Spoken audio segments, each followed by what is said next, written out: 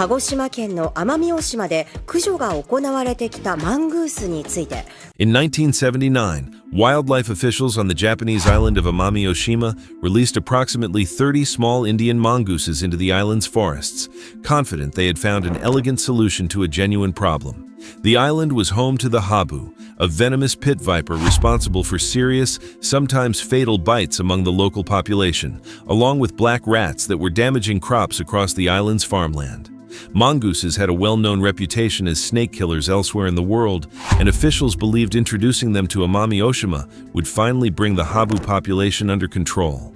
Instead, that single decision set off an ecological crisis that would take Japan roughly a quarter century of sustained, expensive, and at times uncertain effort to undo. Before we get into how that happened, if you're into real, deeply researched nature stories like this one, hit like, drop a comment, and subscribe now so you don't miss the next one. The plan's fatal flaw turned out to be almost embarrassingly simple, and nobody caught it before the mongooses were already loose on the island. Mongooses are diurnal animals, active during daylight hours. Habu snakes are nocturnal, hunting almost exclusively at night. With barely any overlap in when the two species were actually active, mongooses rarely encountered the snakes they had been brought in to hunt, let alone controlled their population in any meaningful way. The predator Japan had imported specifically to solve its snake problem turned out to be biologically mismatched with its intended prey from the very beginning. Understanding just how seriously officials in 1979 took the habu threat helps explain why they were willing to gamble on an unproven biological control method in the first place. The habu is a large, highly venomous pit viper found throughout the Ryukyu Islands, capable of growing well over a meter in length and historically responsible for a meaningful number of serious bites and occasional deaths among farmers and rural residents working in the fields and forests where the snake is most common. For a rural island community without ready access to modern medical care, a venomous snake this dangerous represented a genuine, ongoing threat to daily life, not an abstract ecological concern, which made the promise of introducing a natural predator to control it feel like an urgent, practical solution worth pursuing quickly rather than researching cautiously over many additional years. Denied their intended target, the mongooses did what any adaptable, opportunistic predator does when its expected food source proves inaccessible. They turned to whatever else was available. Amami Oshima, now recognized as a UNESCO World Heritage Site for its exceptional biodiversity, was home to a remarkable collection of species found nowhere else on Earth. Animals that had evolved in isolation for millions of years with no experience of a fast, adaptable, ground-hunting mammalian predator like the mongoose. The Amami rabbit, sometimes called a living fossil for its primitive, ancient physical characteristics, had no evolved defenses against this kind of threat. Neither did the Amami Ishikawa's frog, the Amami woodcock, or the Ryukyu long-tailed giant rat, each a rare island-endemic species that mongooses began preying on with devastating efficiency. Without the predator pressure they had spent millions of years adapting away from, and now facing an entirely novel one they had no evolutionary experience with at all, these species began declining rapidly across the island. The tragedy of Amami Oshima's mongoose introduction is that the exact same mistake had already played out in nearly identical fashion on the other side of the planet almost a century earlier, and the lesson from it simply never reached the officials making the decision in 1979. In 1872, small Indian mongooses were first shipped from India to Jamaica specifically to control rats devastating sugarcane plantations. In 1883, their descendants were imported to Hawaii for the same purpose. And in Hawaii, exactly as would later happen on Amami Oshima, the plan collapsed on the same basic biological mismatch. Rats are primarily nocturnal, while mongooses are diurnal, active during the day. The two species barely crossed paths. The mongooses did almost nothing to control the rat population they were imported to fight, and instead turned to preying on Hawaii's native birds, eggs, and reptiles, launching a wildlife crisis that persists across most of the Hawaiian Islands to this day. By the time mongooses reached Amami Oshima in 1979, nearly a century of accumulated evidence from Hawaii, the Caribbean, and dozens of other islands where the same species had been introduced for the same reasons already demonstrated exactly how badly this kind of biological control effort tended to go. The small Indian mongoose had, by then, been introduced to roughly 64 islands and mainland regions worldwide, almost always for pest or snake control, and almost always followed by some version of the same ecological disaster. The mongoose population itself exploded under these conditions, with abundant, defenseless native prey and no natural predators of their own on the island. Mongoose numbers climbed from that original founding group of roughly 30 animals to an estimated 10,000 individuals by the early 2000s, spreading across virtually the entire island and pushing several of Amami Oshima's most vulnerable endemic species toward the edge of extinction in the process. Making the entire situation more painful in hindsight, the original problem the mongooses had been imported to solve ended up resolving itself through completely unrelated means. By around 2020, Habu snakebite deaths on Amami Oshima had dropped to essentially zero, with no fatalities recorded since 1992, a result driven by improved public awareness of snake safety precautions and, more significantly, by major advances in the availability and effectiveness of anti-venom treatment. The mongooses had contributed nothing to that outcome. Japan had introduced an invasive predator, watched it devastate its own native wildlife for decades, and the snake problem it was meant to solve was fixed anyway by medicine and education. The entire premise for bringing mongooses to the island in the first place rendered moot by advances that had nothing to do with the animals themselves. Recognizing the scale of the damage being done, Japan's Ministry of the Environment began testing mongoose control measures in the 1990s, with a full-scale eradication program formally launched around 2000 and intensifying considerably from 2005 onward. The undertaking that followed was staggering in scope. Specialists deployed roughly 30,000 traps across the island's forests and farmland, installed networks of motion sensor cameras to track mongoose movement and confirm capture success, and recruited local residents into a dedicated trapping corps that became known, in a nod to the scale and determination of the effort, as the Amami Mongoose Busters. Progress came, but slowly, and the mathematics of the effort grew steadily more difficult as the population thinned. Researchers tracking the program found that by 2011, the mongoose population had been reduced to roughly 3% of its size in 2000, genuine and substantial progress. But that same research documented a frustrating pattern familiar to nearly every large-scale invasive species eradication effort. As the population shrank, the remaining animals became dramatically harder and more expensive to find. The cost of capturing a single mongoose had climbed to roughly 650,000 yen by 2011, a figure reflecting just how much effort was now required to locate each of the increasingly rare, increasingly wary survivors scattered across a genuinely large island landscape. That escalating cost nearly derailed the entire program. An administrative review conducted in 2012 recommended sharply cutting the eradication budget, citing the difficulty of clearly measuring the biodiversity benefits the program was producing relative to its mounting expense, a familiar tension in conservation funding between costs that are easy to calculate and ecological benefits that are genuinely hard to quantify in dollar terms.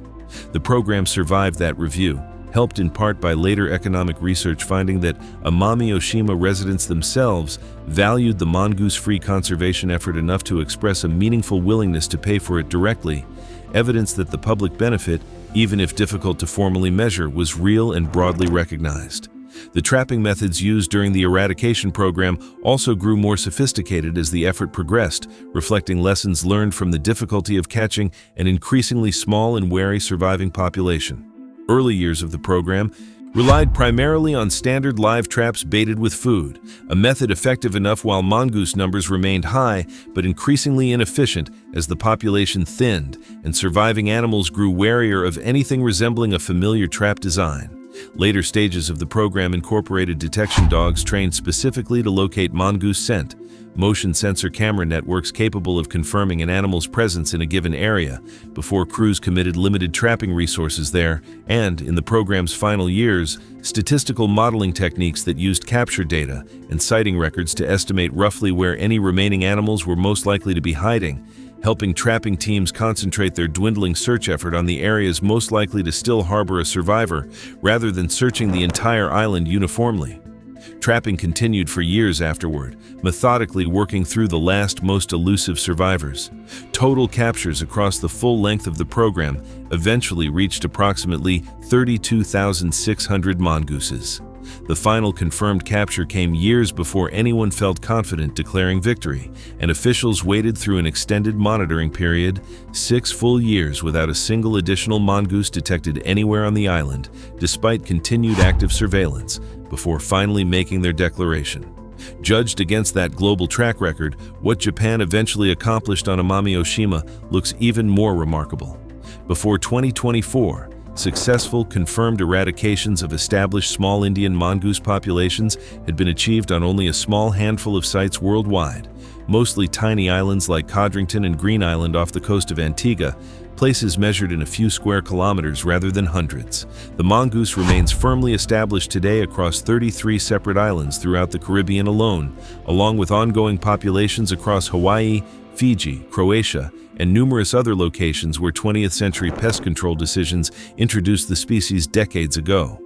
Removing a breeding mongoose population from an island the size of Amami Oshima had, before Japan's program succeeded, been treated by most conservation biologists as functionally impossible, which is precisely why the Ministry of the Environment's 2024 declaration drew international attention from wildlife agencies well beyond Japan's own borders, and why researchers elsewhere managing their own long-established mongoose populations have been studying the Amami Oshima program closely for lessons that might transfer to their own, considerably larger and more entrenched invasions. On September 3, 2024, Japan's Ministry of the Environment formally declared the mongoose eradicated from Amami Oshima, describing the outcome as nothing short of a miracle. It represented the first time in the world that a long-established breeding population of invasive mongooses had been successfully eliminated from an area as large as Amami Oshima, a 712 square kilometer island, roughly 600 times larger than any previous successful mongoose eradication site anywhere on Earth. Conservationists worldwide had considered a project of this scale close to impossible before Japan actually pulled it off. The timeline of that achievement is worth stating plainly. From the mongoose's introduction in 1979 to the formal eradication declaration in 2024 spans 45 years. From the point Japan launched its full-scale sustained eradication campaign to the final declaration of success spans roughly 25 years of continuous trapping, monitoring, funding battles, and slow, grinding progress against an animal that had, by the time serious control efforts began, already spread across the entire island and built a population in the thousands.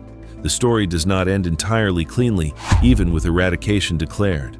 A separate, unrelated mongoose population still exists on Okinawa's main island, roughly 200 kilometers away, introduced there even earlier in 1910 for the same original purpose of controlling habu snakes. That population remains far larger and more established, occupying a considerably bigger island, and Japan's Environment Ministry has continued pursuing eradication there as its next major target, informed directly by lessons learned on Amami Oshima, but facing an even more difficult undertaking given Okinawa's greater size and population density. To guard against mongooses potentially recolonizing Amami Oshima from Okinawa or elsewhere, officials have installed buried L-shaped barrier fencing at key points along the coast, backed by an ongoing network of sensors and cameras designed to detect any reintroduction attempt within seconds, rather than allowing a new population to quietly re-establish itself the way the original one did.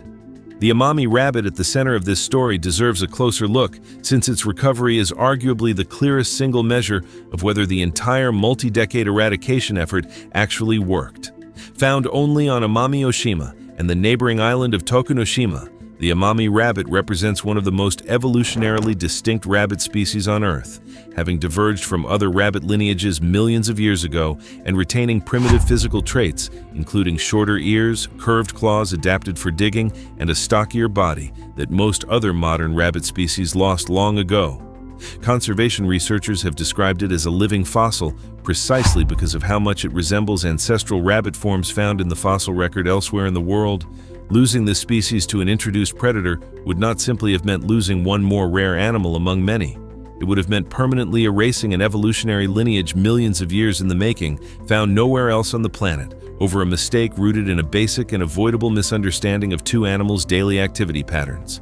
Comparing Amami Oshima's outcome to Okinawa's still ongoing struggle helps put the difficulty of this kind of large-scale eradication into sharper perspective. Okinawa's main island is considerably larger than Amami Oshima, and its mongoose population, introduced 3 decades earlier in 1910, has had significantly longer to spread across a more densely populated landscape. Japan's Ministry of the Environment has applied many of the same core techniques there: extensive trapping networks, detection cameras, and dedicated local trapping teams. But officials have been candid that eradication on Okinawa will likely take considerably longer than it did on Amami Oshima, precisely because of the larger area involved and the greater logistical challenge of operating trapping and monitoring networks across more heavily populated terrain. The Amami Oshima program's 25 years of active effort, in other words, may end up representing something closer to a best-case timeline for this kind of undertaking, rather than a template that scales up in simple proportion to island size. Since the 2024 declaration, early signs of recovery among Amami Oshima's native species have already begun appearing, conservationists reporting encouraging population trends for the Amami rabbit and other endemic species that spent decades under sustained mongoose predation. The full ecological recovery will likely take years or decades to fully measure, but the fundamental threat, an invasive predator that spent a quarter-century reshaping one of the world's most biodiverse islands because of a single overlooked detail about which hours of the day 2 different animals happen to be active, has finally, after 45 years, been removed. If you enjoy real, verified stories from the wild edges of nature, like this video, leave a comment letting me know what you thought and subscribe for more. I will see you in the next one.